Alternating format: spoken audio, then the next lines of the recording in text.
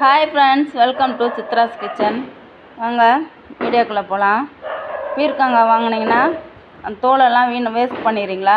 இனிமேல் வேஸ்ட் பண்ணாதீங்க. நான் சொல்கிற மாதிரி ட்ரை பண்ணி பாருங்கள். செம்ம டேஸ்ட்டாக அல்டிமேட்டாக இருக்குங்க இந்த துவையல். அதுக்கு பீர்க்கங்காய் நல்லா கழுவிட்டு மேலே இருக்கிற அந்த தோலை மட்டும் நல்லா சீச்சு எடுத்துக்கணுங்க. அதுக்கப்புறமா உளுந்து சும்மா ட்ரையாக தாங்க வறுக்கணும். ஒரு கைப்பிடி அளவுக்கு உளுந்து, இந்த துவையலோட இந்த உளுந்து மிக்ஸ் பண்ணி அரைச்சி சாப்பிட்டு பாருங்கள். செம்ம டேஸ்ட்டாக இருக்குங்க.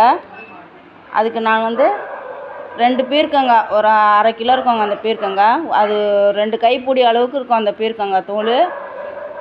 அது பீர்க்கங்காய் தோல் நல்லா துருவி வச்சுக்கிட்டேங்க. அதோட தேவையான அளவுக்கு புளி, தேவையான அளவு உப்பு, அதுக்கப்புறம் அதுக்கு தேவையான அளவுக்கு தேங்காய், காரத்துக்கு ஏற்ற மாதிரி காஞ்ச மிளகா, கொஞ்சமாக இஞ்சி, பூண்டு, இதெல்லாம் நல்லா எல்லாத்தையும் ரெடி பண்ணி வச்சுட்டேங்க.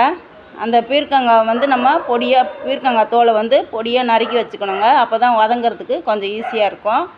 அப்போ தான் சீக்கிரமாகவும் வதங்கும். அவ்வளோதாங்க.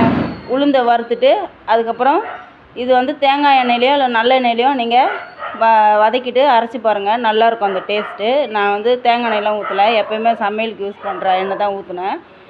உளுந்தை வறுத்துட்டு அதுக்கப்புறமா அதே எண்ணெயில் வரமிளகாவை போட்டு அதோட தேங்காய், பூண்டு, இஞ்சி இதெல்லாம் போட்டு நல்லா வதக்கிட்டு அதுக்கப்புறம் பீர்க்கங்காய் தோல் எல்லாத்தையும் போட்டு வதக்கிட்டு அதோட புளி, டேஸ்ட்டுக்கு ஏற்ற மாதிரி உப்பு இதெல்லாம் போட்டு நல்லா ஒரு வதக்கிட்டு அந்த தீஞ்சிடக்கூடாதுங்க. பீர்க்கங்காயோட தோல் க்ரீனாக தான் இருக்கணும். ஆனால் பச்சை வாடை போகணும். அந்த அளவுக்கு நல்லா பீர்க்கங்காய் தோலை வதக்கிட்டு அதுக்கப்புறம் நல்லா ஆற வச்சுருங்க. ஆற வச்சுட்டு அதுக்கப்புறம் மிக்சியில் போட்டு அரைச்சி எடுத்திங்கனாக்கா, அரைச்சி நல்லா தண்ணியில் ரொம்ப ஊற்ற வேண்டிய தேவையில்லைங்க, கொஞ்சமாக ஊற்றினா போதும்.